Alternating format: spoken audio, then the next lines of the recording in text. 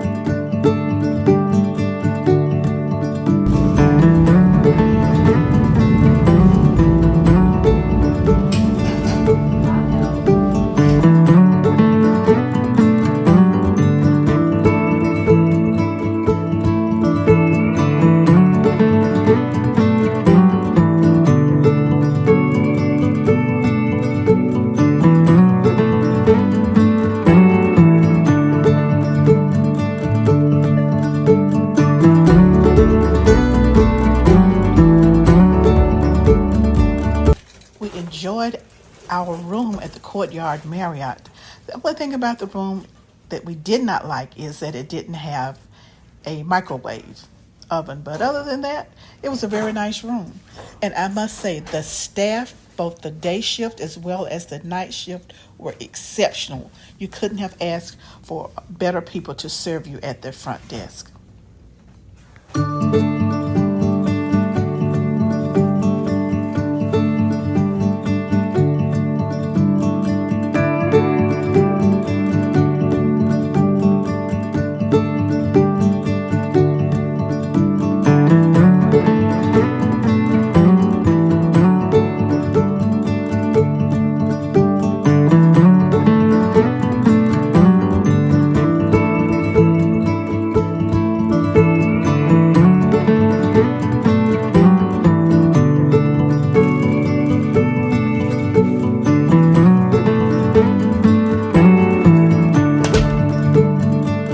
We left the hotel and walked down to the river market as well as the river walk.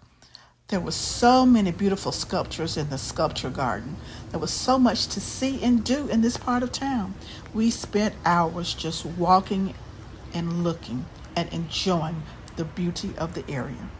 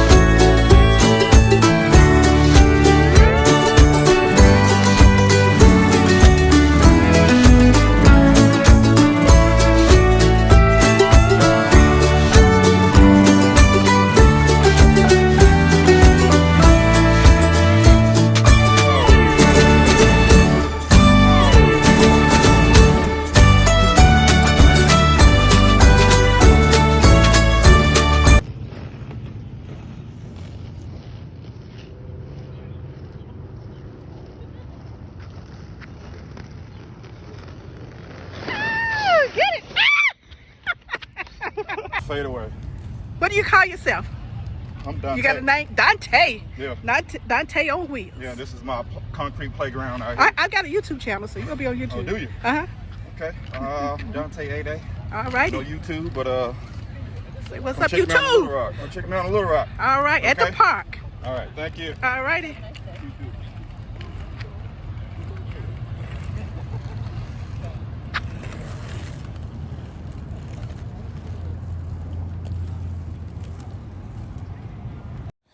One of our stops was the Historic Arkansas Museum.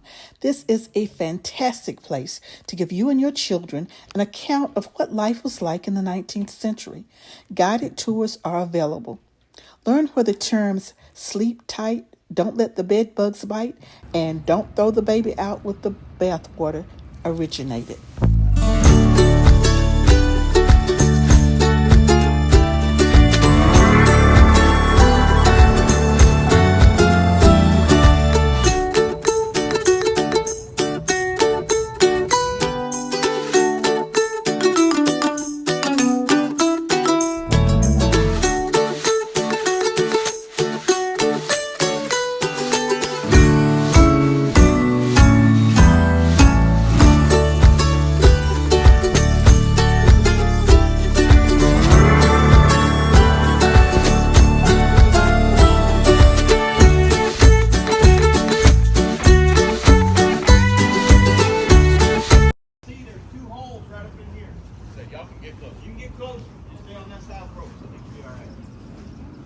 There's two holes right there.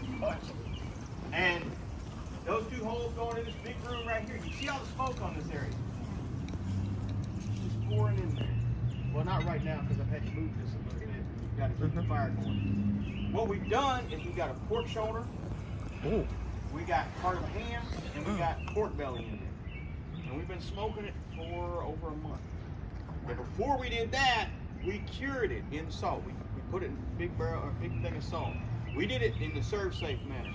So we did it on the inside of the refrigerator. We took out as much of that water in there as we could, cured it for about a month. They would have just put it in a big old barrel.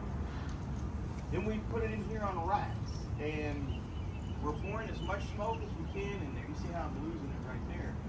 And this opening actually covers that. But we're pouring as much smoke as we can in there because what that's going to do is that's going to create, one, it's going to permeate the meat. It's going to give it a nice smoky flavor. But it's also going to create a layer of soot around it. So it acts like a packaging. And so once this is done in about, I'd say about 15 days, we're gonna go in there, we're gonna test it. It's gotta be about the firmness of a well-done steak. And then, if we leave it like it is, and put a little smoke on here every once in a while, it'll last about a year. And once you cut into it, you break that wrapper. And what happens when you break that wrapper? You use it, or you freeze it. They wouldn't have had a chance to freeze it. So once they cut something off, they would have used it. Or they would have poured more smoke on it and built themselves a new wrapper. And if there's a little bit of mold on it, what do they do with that? They just cut it right on off. Now today, Casey does a lot of smoking.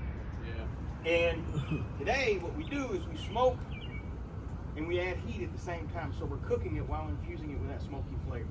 Now when this comes out of here and you're ready to cook it, you're gonna cut the wrapper off of the outside. You're going to cut that layer of salt and soot off, and then you're going to put it in water for about an hour or two, maybe a little bit longer, to rehydrate it and take some of the salt out, and then you're going to cook it. You guys Our goal is that the heat will escape the stovepipe and the smoke goes into the room. We're not adding any heat, so it's the same temperature out here as it is in that room. Some people call this a cold smoke. I know, and I call it ambient temperature. Because the temperature is about the same in that room as it is outside, maybe a few degrees more. So in theory, we can put cheese in there and it won't melt. In theory, in practice, we've done it. And in practice, we do it. And we'll put stuff like pecans in there too, because we'll infuse it with those with nice smoky flavor. But you got to have an oily cheese, and you got to have the nuts that you're using, like pecans and things, have to have enough oil to take the smoke.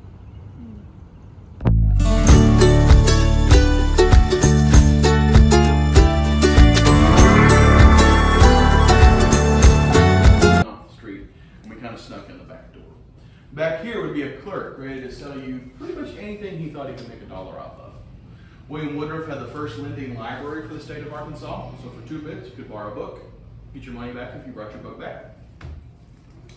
He could sell you inkwells, locks, journals, parchment, pretty things, quills. He was an avid winemaker. He could sell you the wine he made. He's also known for selling the mail. Selling the mail? You ever seen a free Civil War mailbox? They don't exist. Prior to that conflict, you paid to get your mail rather than to send it. So what's missing?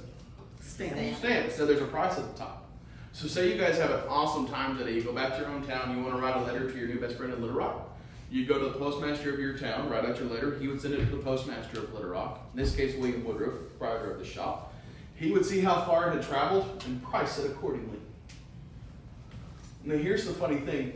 In 250 years, our postal habits haven't changed much. When's the last time you went to the post office? Couple of months ago? Yeah, some people go once a week, some people once a year. It's not a common thing, and same thing back then. So you usually weren't picking up a letter, you were usually picking up a stack. And you have the right as an American citizen to say, I don't like that person, I'm not paying for it. So this was money the postal system was losing. Hoping you came to get it, hoping you paid for it. A lot of common times, people use shorthand in their addresses. For those of you my age, and you understand shorthand is kind of like cursive. For those of you who've never heard of it, the best modern example I have for kids is, what does LOL stand for? Laugh out loud. TTYL. Talk to you later. People would put shorthand in their addresses. And so they could see their letter, I don't want to pay for that. And they saw Cousin James, baby boy. And they were cheating the system. Right? So this was money the postal system was losing hand over fist. So after the 1860s, when the North and South regional and Civil War was over, the postal system officially switched. And you started paying to send your mail rather than to get it.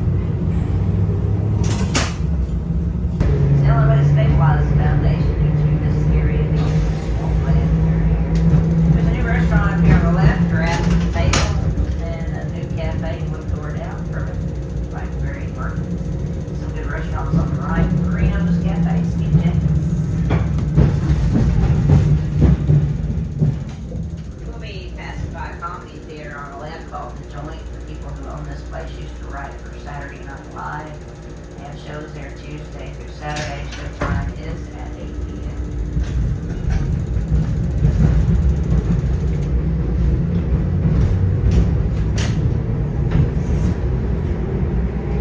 At the end of the block on the right, the oldest operating drugstore west of Mississippi or Road, established in 1880. Just across from the drugstore is the Dogtown Proud mural painted in honor of this area, the nickname Dogtown. Coming up to the left, the Thea Foundation awards art scholarships to promising young artists. And then we have opposite building. The first mayor's office today is the community theater. Next door, Oscar Bar, the Culture. Brewed Barley has best Philly cheesesteaks in Ardenza. Four Quarter Bar has live entertainment Friday and Saturday night. And then at the end of the block is the Italian restaurant Creo's, 5th and Main.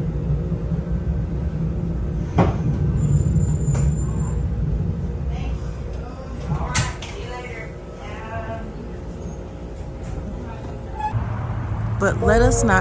But let us never forget the greatest progress we have made and the greatest progress we have yet to make is in the human heart. In the end, all the world's wealth and 1,000 armies are no match for the strength of the human spirit. President William Jefferson Clinton, second inaugural address, January 20th, 1997.